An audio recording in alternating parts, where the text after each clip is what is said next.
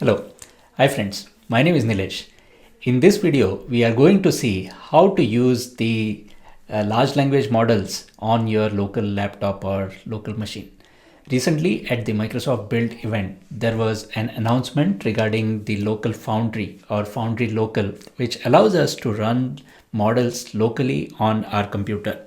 This gives us a high performance local AI runtime stack that brings the Azure AI's Foundry power to the client services. And this service is currently in preview. It allows us to build cross-platform AI apps that run models, tools, and agents directly on the device. So without any further ado, let's get into this and see how we can use the local Foundry or Foundry Local as it is called. On this particular channel, I've done a couple of videos in the past where I've used things like Ollama as well as LM Studio, which allows us to run these large language models locally. But that requires a large effort or great effort to set up a tool like Ollama as well as LM Studio. And these are good tools in their own rights, no doubt about that. Let's get started and see why is this particular the Foundry Local interesting in the area of running local AI models. I will switch over to the recent announcement and one of the slides which was used during this announcement. This link will be available in the notes of these videos or description. If you want to access this slide, you can head over to that and download it yourself. So the announcement regarding Foundry Local is that this is available on Windows and macOS, and it's also integrated within the Windows AI Foundry, which is again another option to run the models locally if you are having Windows machine and you want native support for AI models. I am currently on macOS and I'm going to demonstrate how to use the Foundry Local on macOS. The architecture or the way things work with Foundry Local is it runs the Onyx runtime, which is for optimized models. And on top of that, there are the Foundry Local management services and Foundry Local models. This is a subset of Azure AI Foundry models, which can be run locally on the machine. And to support this or to manage these models, there is the Foundry Local CLI. There is also the AI Foundry Inference SDK. Currently, the SDK for C# or .NET is in preview or it's under development. There is JavaScript and Python SDKs which are available, and there is also a Foundry Local Management SDK. So we will see how this works or how to use this in action. And if we are running the Foundry Local on Windows, there is also this is also applicable to Mac, by the way, what we call as the CPU EP or execution providers. Based on the architecture of the CPU, whether it has or based on what kind of processor is available on your local machine, the type of model that can be used is a CPU based or a GPU based model, or even NPU based model if there is NPU associated with your machine or NPU based processor available on your machine. And then we would be using these CLI and the inference mechanism to interact with those models. So without any delay, let's see this in action. I'm inside this Warp terminal, which again is one of my favorite terminals with a lot of AI capabilities of its own.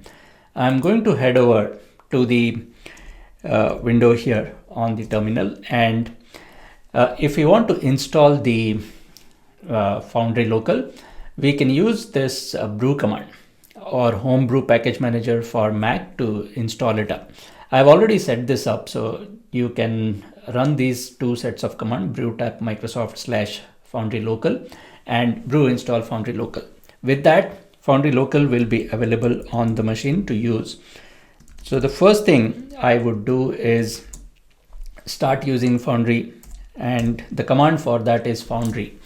Use the top level help command or -h to understand what are the sub commands or what are the different commands which are supported by the Foundry CLI. So here we can see in the commands that there is a model command which is used to discover, run and manage the models.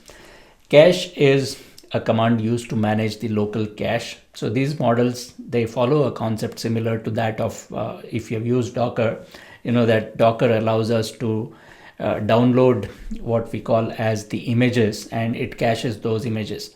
So we can use commands like docker run and docker load. So I think the analogy is something similar here, and the cache is the way to load those models, and service is the way to manage the local model inference service. So when the model is running, if an application wants to interact with that model, that is exposed as an API, and we can use this inferencing service to interact with the model. And we are going to see all of this. But first and foremost, let's see what are the different models which are available. And to do that, we can run the Foundry model command.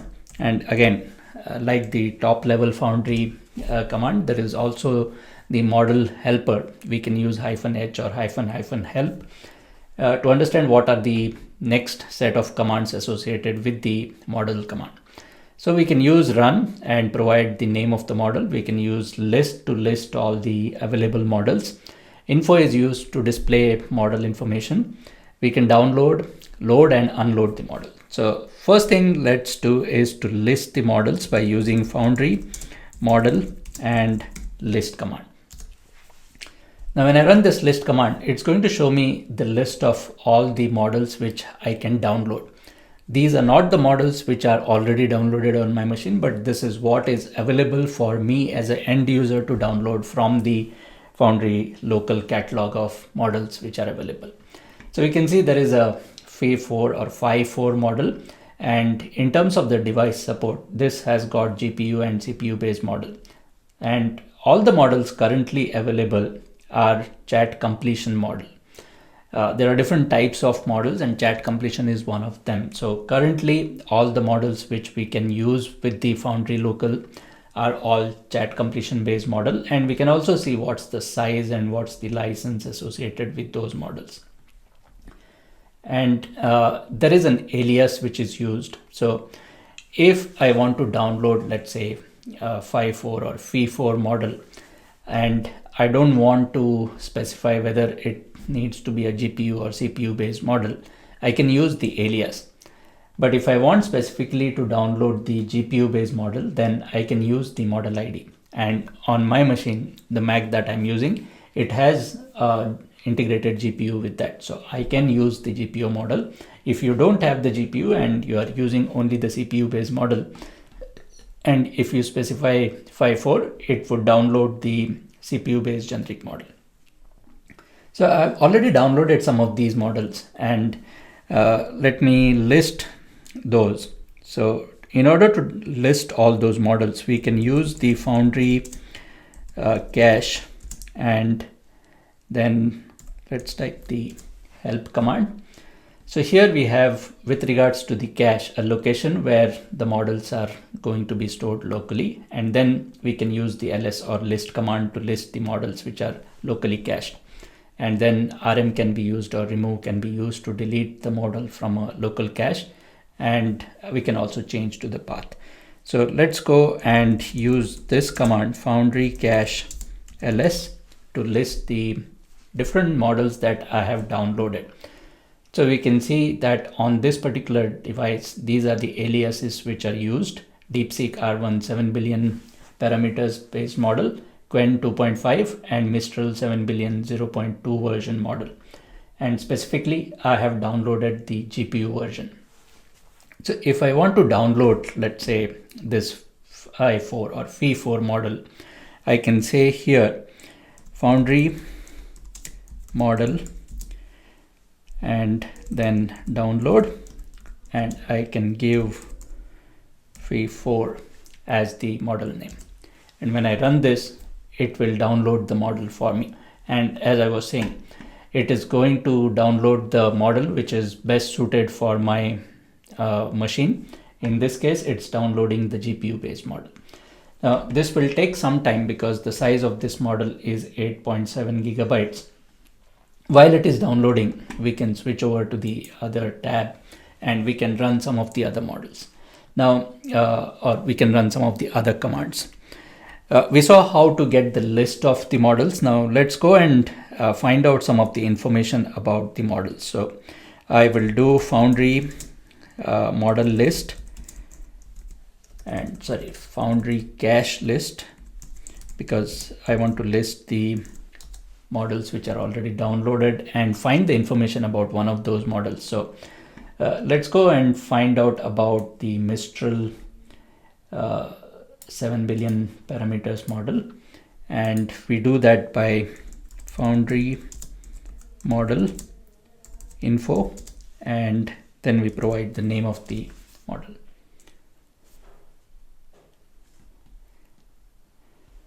So in this case, it's returning us that the alias for this is Mistral 7 billion v0.2. The device is GPU type, task is chart completion, file size, license, and the details of that model. Now, if I want to run this model, I can use the Foundry model run command, and I can specify again the same name here. It could be alias or it could be the actual model ID. I'm going to specify the alias here, and we can see that the model is loading now. It will take some time to load the model, and while the model is loading, we can go and look at the resource usage, and in here we can look at the GPU history to see how this is impacting the performance of my GPU. And if you want, we can also see the CPU history here.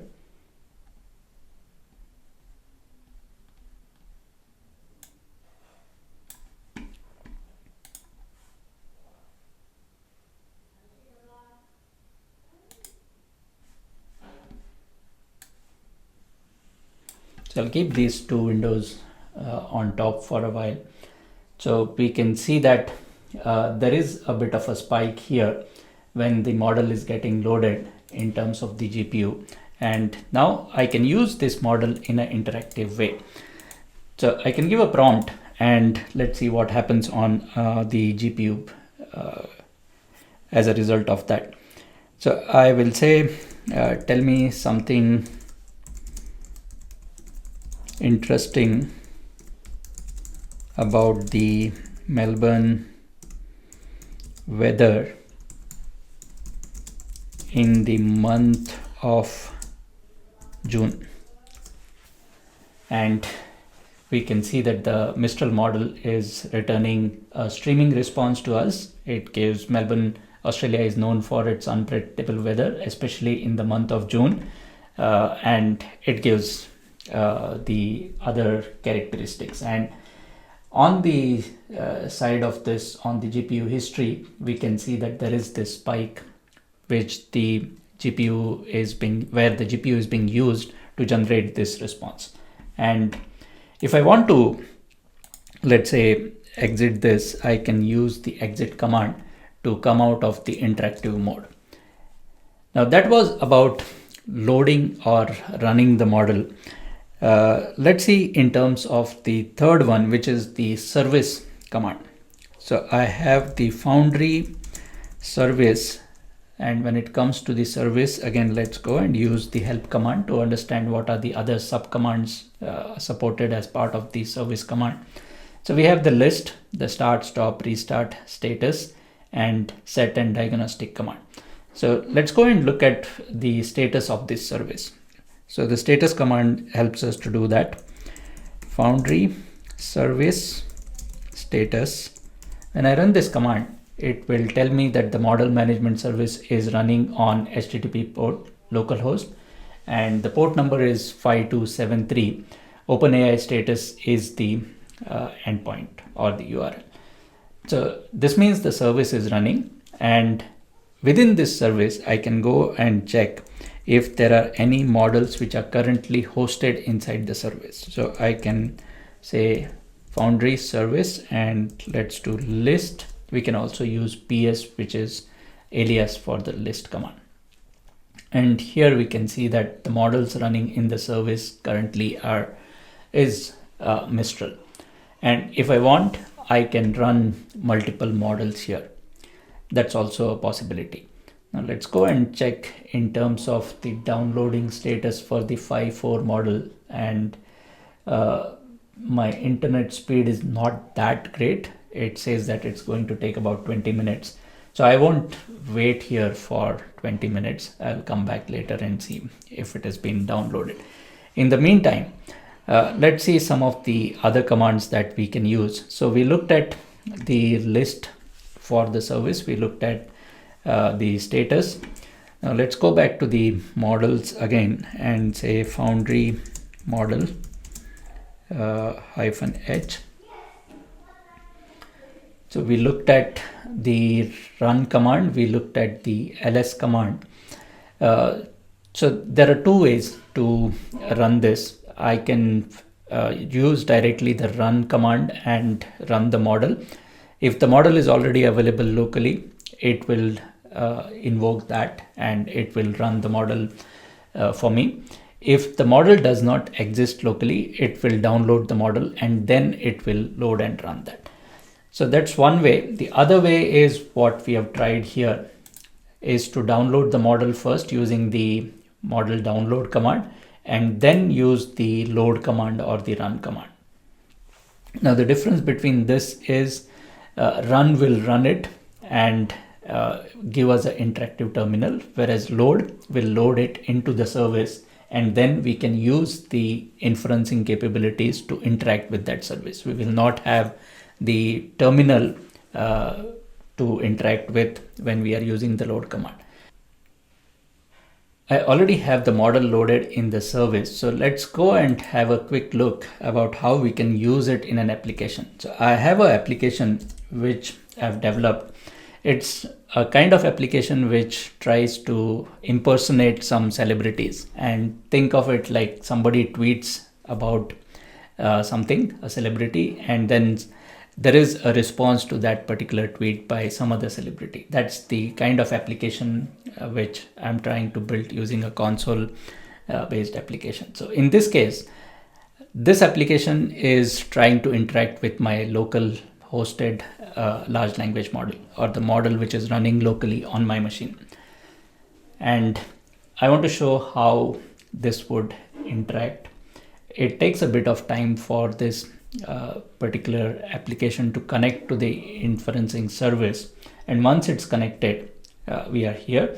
It says that, okay, let's get started. You can type in the name of the celebrity and it will generate a response. And it's asking which celebrity we would like to impersonate. So let's say I want to impersonate a sports person like Sachin Tendulkar, one of my favorite cricketers. And how would Sachin Tendulkar reply to our tweet? So we were looking at, like, in the interactive terminal, Melbourne weather. So let's say I tweet as Melbourne weather is very cold today, and let's say give me some sunshine for the rest of the week.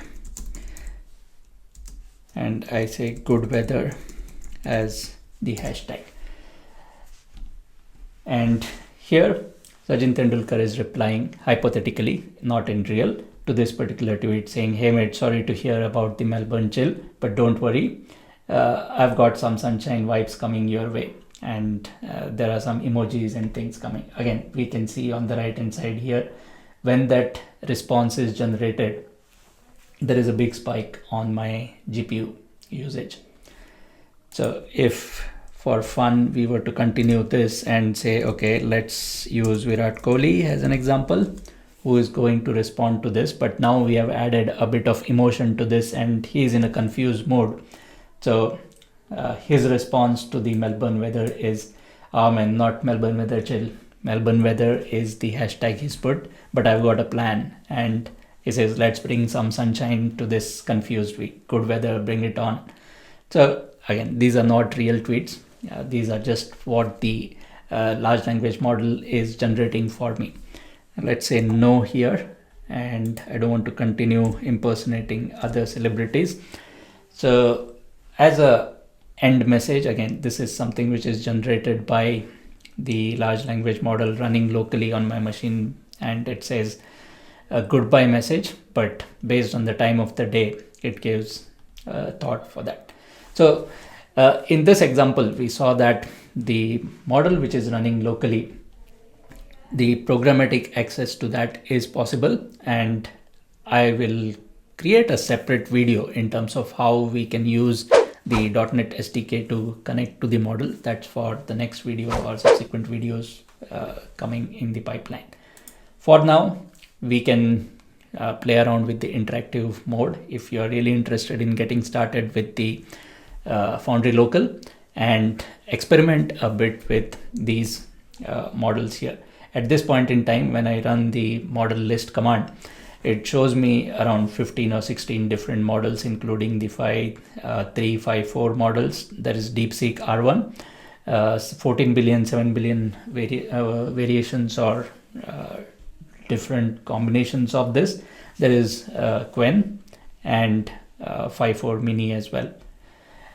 So with that, I've come to the end of this video. I hope you found it useful. In case you like this video, please hit the like button, subscribe to my channel, and spread the word about it. Until next time, code with passion and strive for excellence. Thanks for watching this.